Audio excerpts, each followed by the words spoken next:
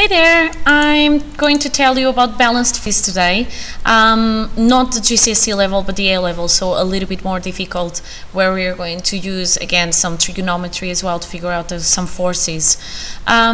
So, going on balanced forces, what do we already know? We know that when two forces, or more than two to be honest, act on an object are equal and opposite to each other, we can have balanced forces.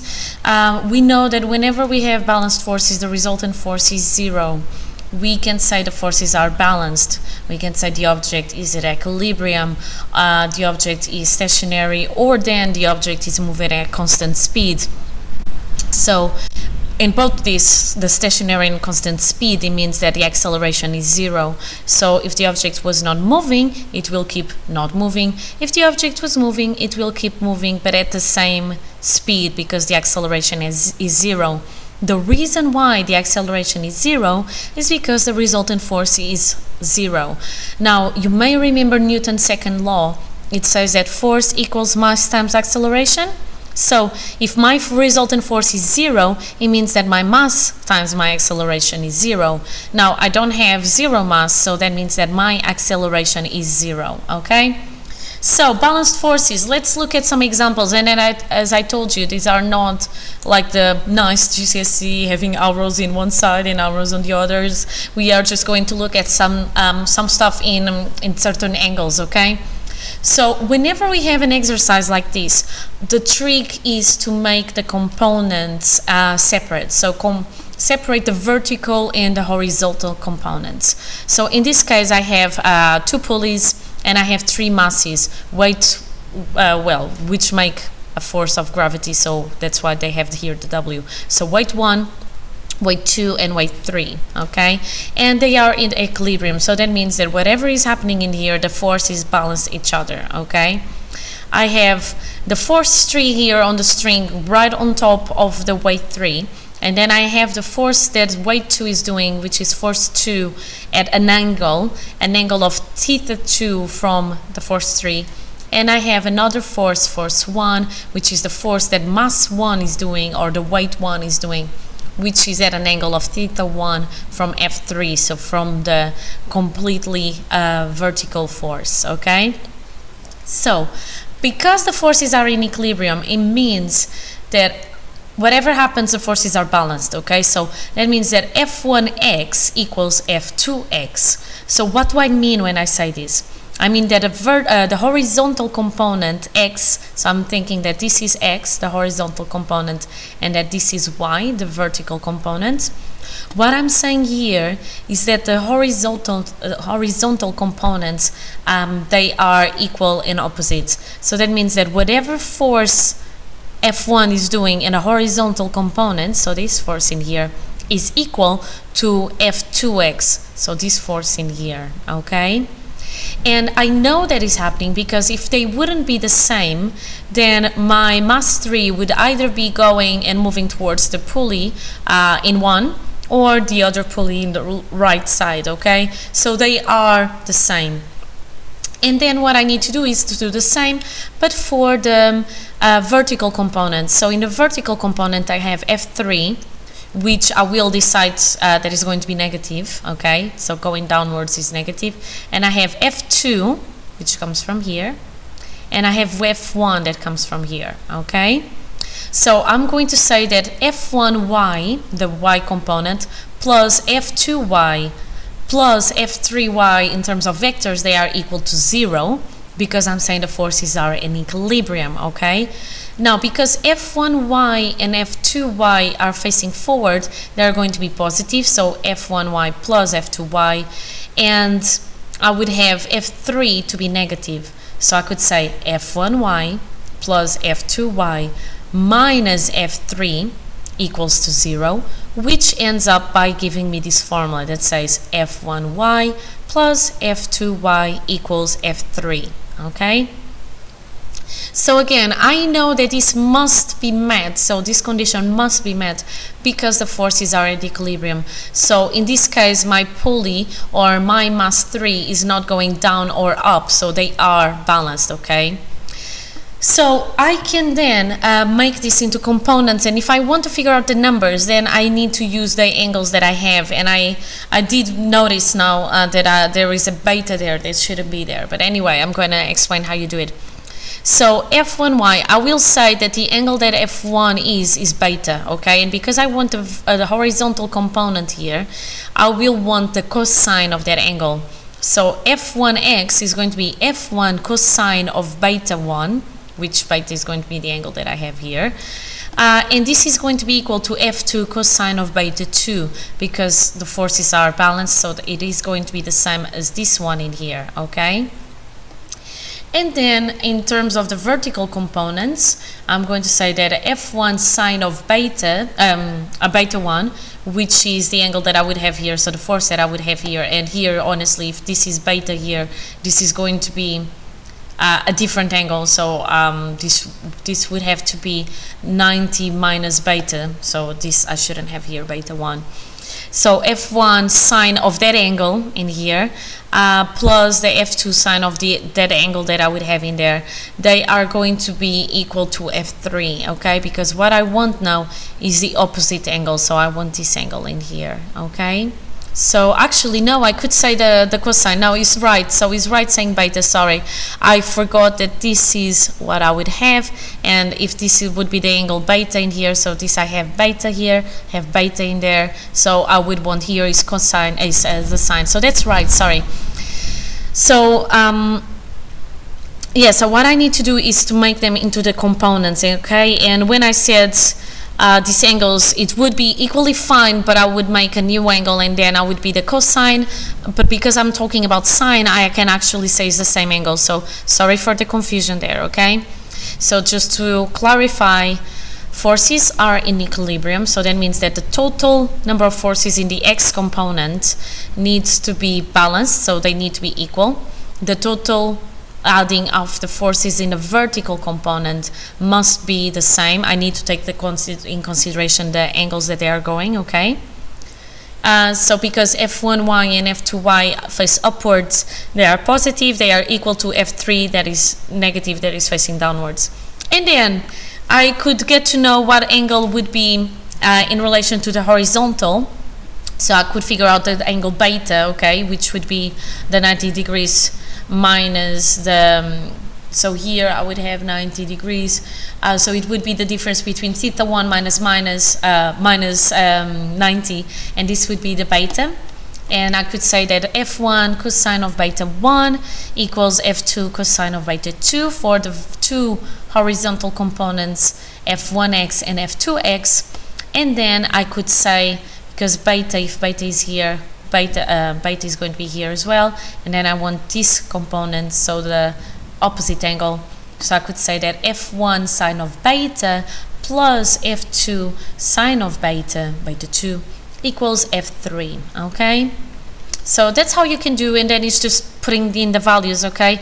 And it's very important, if you just use one of the components, you may not have enough to get the right result. So it's very important that you actually use the two components, because you may have to figure out something from the x or the horizontal component that you then need for the y. This week, for example, we had a student that was having a problem with it, and initially it was quite hard to understand what was going on, but then, you know, if you think about the horizontal components as well, then you're going to get extra data really that you can use for the vertical components, okay? So moving on, let's try some examples. So let's say there is a child that is here, has a certain weight, is on a swing at rest due to the swing seat being pulled to the side by a horizontal force F1, which is here. The rope supporting the seat is at an angle theta to the vertical as shown in the picture, and then they didn't say anything here, but they wanted you to resolve the forces, okay? So first thing that you can do is just, again, make the y, make the x, the vertical and the x components, and just figure out what you have. So I have the tension of the string, I have the t cosine of theta, which is the vertical component. I have t sine of theta, which is going to be equal and opposite to F1, the force pulling the child, okay?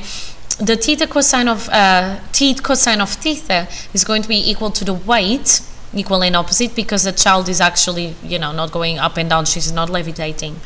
Okay, so horizontally, I can say that F1 equals T sine of theta. So this force is equal and opposite to this one, okay? So F1 plus T sine of theta equals to 0. I decide that one of them is negative. So for example, I could say F1 minus T sine of theta equals 0. So that makes that F1 equals T sine of theta. Vertically, I have that the weight is equal to the T cosine of theta, okay? Now, because I know this rule from maths that says sine squared of an angle plus cosine squared of an angle equals 1, I could say that F1 squared plus the weight of the child squared equals the tension squared times the sine squared of the angle plus the tension squared times the cosine of the angle squared, which is all equal to T squared, okay, the tension squared.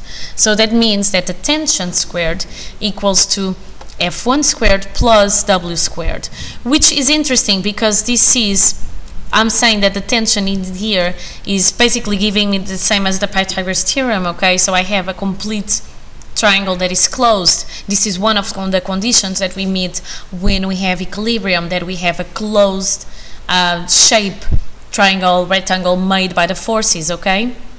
And also because the tangent is the sine over the cosine, then the F1, force 1, over the weight is going to be equal to the T sine of theta over the T cosine of theta, which is equal to the tangent of theta. So that means that the tangent of theta is F1 over the weight, which again is just like what we learn in trigonometry. So this all makes sense, okay?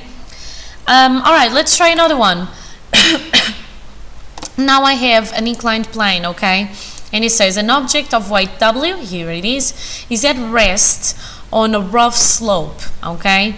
The object is acted by a frictional force F, here it is, which prevents it from sliding down the slope, and a support force S, here it is, okay, perpendicular to the slope.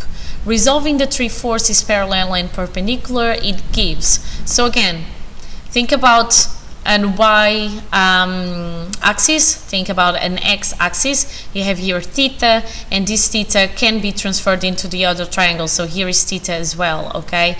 And then I can resolve the forces. Again, horizontally, so in this side, I have the sine of the weight, because I have, let me just do this. So I would have here the cosine, and I would have here, now this here would be the sine, and then here would be the cosine. So I have, in x, I have here this component, the x component, which is going to be the sine of the weight, and this is equal to the frictional force because the box is not moving up or down. Vertically, I have that the support S is equal to the weight times the cosine of theta, because it's equal to this component, the vertical component here, okay? So again, because the sine squared of theta plus the cosine squared of theta equals to 1, I can say that the force squared plus the support squared equals the weight squared times the sine squared of theta plus the weight squared times the cosine squared of theta, which is equal to the weight. This part is equal to the weight because this plus this is equal to 1, just like in the previous exercise, okay? So again, I have that weight squared equals the F squared, friction squared, plus support squared. And again, this is just like me having a complete triangle, just like Pythagoras, okay? So that means that the triangle of forces is closed, okay? So I have equilibrium. Again, because the tangent of the angle is the sine over the cosine, then I can say that the friction over the support equals the weight times the sine of the angle over the weight times the cosine of the angle, which is the tangent of the angle. Therefore, the tangent of the angle, that angle theta, is equal to the ratio of the friction over the support.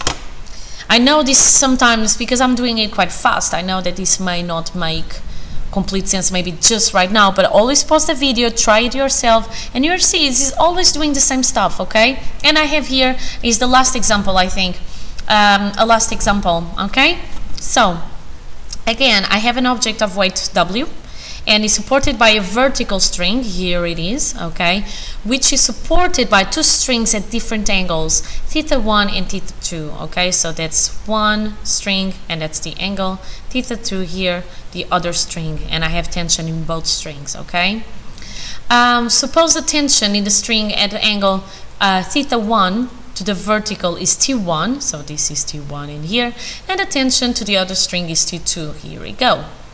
At point P, where the strings meet, the forces T1, T2, and W are at equilibrium, okay? So again, I would have a complete triangle of forces, means that my resultant force is 0, so that means that this tension in X is equal and opposite to this tension 2 in X, and it means that the weight is equal to the adding of the tension here in Y plus the other tension here in Y, okay? So here it goes, resolving horizontally and vertically. T1 times the sine of theta, so this one is horizontally, so I want this part in here, which is the same as this part in here, okay? T1 sine of theta equals T2 sine of theta, so is equal to this, which is T2 in the X direction, okay? So theta is here, theta is here, okay? And then they say vertically, T1 cosine of theta, because now I want this part here, plus T2 sine of theta, so the other one that is going upwards as well, is going to be equal to the weight, okay, that is going down. And again, is always figuring out the numbers, putting in the numbers that they give you. Again, I had a very similar exercise to this one actually, where we were supposed to figure out the tensions, and if you just use the vertical components alone, you may not get enough for the answer. So do it, resolve it as well for horizontally, and then you can get a value, and then you can get this value, substitute in this equation, and you get the exercises done. I think that's all. Yeah, these are just exercises and some answers, in case you want to do so. Again, just pause the video, check if the answers match, and cha-cha, it's done. Okay, so that's all about forces in equilibrium, okay, and getting the resultant forces. And I'll see you next time for stability, I think. So, no, for moments, the principle of moments, which, you know, is going to go on stability, really. So, bye!